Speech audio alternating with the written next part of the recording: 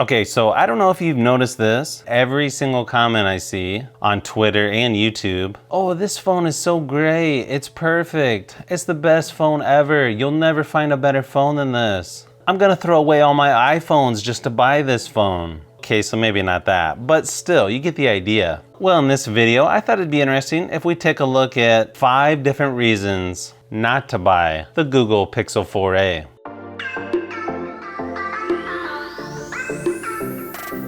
So the first thing we're gonna look at is what everyone seems to love, and that is the perfect camera by Google. However, it's only got one lens, and for some reason they put it in a big block on the back to make you think it's a special camera with more than one lens. My wife has the Pixel 3a XL, and she was always commenting how I could get better photos on my OnePlus 7 Pro, which has a wide angle lens. Let me show you how much more you can see with the wide angle. This is what the wide angle lens looks like on my OnePlus 7 Pro.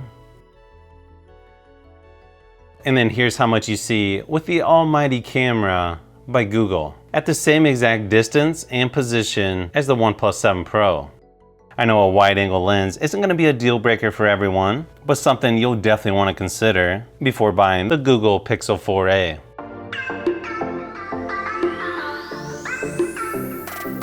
So another thing you may want to consider is the display itself, and I'm not talking about the fact that it's not AMOLED and it's only 60 Hz. This year you only get one size. There's no more XL version, which I really like. I mean, look at how small this Pixel 4a is compared to every other budget phone that I've reviewed. I know that's definitely not a deal breaker for most people, but when it comes to gaming or watching videos, I know I always want a little bit bigger screen.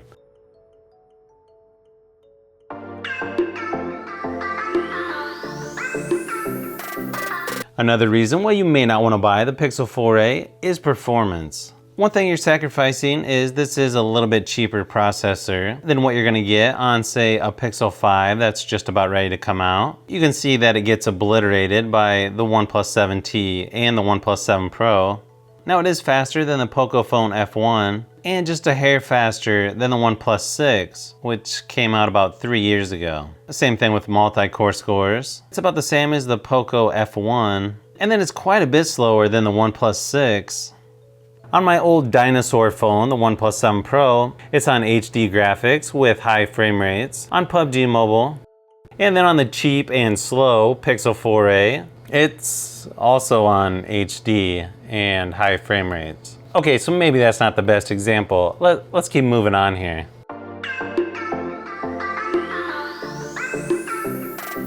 Okay, let me get to battery. Another reason why you may not want to get the Pixel 4a is the battery life. This phone only has a 3,140 milliamp hour battery. Think about that for a second. And this is in 2020. I don't know any phone that has that small a battery size. All the other budget phones that I just showed you earlier, they're putting like a 4,000 milliamp hour. That's like the same size battery my OnePlus 3 phone had back in 2016. So yeah, this one could be a deal breaker for a lot of people. Just to give you an idea of what battery life is like. So I thought let's go ahead and run a battery test on this. So here's the results against some of the other phones I've tested. Now this was done with the screen brightness at 100%, streaming continuous video until the battery was depleted to 0%.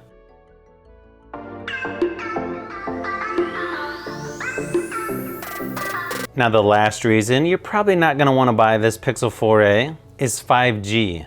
We're talking probably within a month, they're gonna release the Pixel 5 and Pixel 4a 5G version. They are gonna be a little more expensive, but if you have 5G in your area or you're in a larger city, you're gonna be left behind with this slow 4G LTE phone, while everybody else is zipping around you with their new 5G version just because you wanted to save a little bit of money. There's also rumors the 5G version of the Pixel 4a is gonna have a larger battery. So if you're watching this video and you say, Brian, I don't care about any of those reasons you just mentioned, then obviously I've done a really good job here. I just pretty much confirmed the Pixel 4a is the perfect phone for you.